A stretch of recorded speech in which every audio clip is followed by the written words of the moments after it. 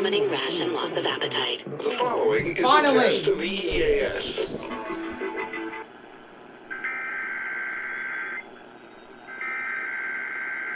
You test late again. Why have you been doing this, KDKA?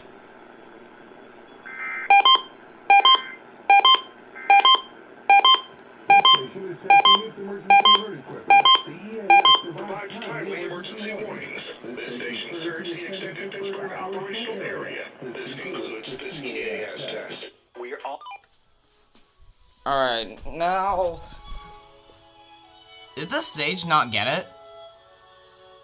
Alright, so unfortunately WHC did not get the KDKA test, but what I do have to say, and I will turn my phone around, so my first soundtrack, Sapphires, has apparently got over 200 views, which is awesome. So, basically, I will probably be creating a soundtrack every week, for, I don't know, maybe 12 weeks, depending on what I want to do, because I was thinking about maybe doing an album, with birthstones, to be honest, because that's why I created Sapphires, and I want to, like, do more, involving that. So, yeah, stay tuned for those. I'm already creating, my next one, which I don't know which one I will, name it to.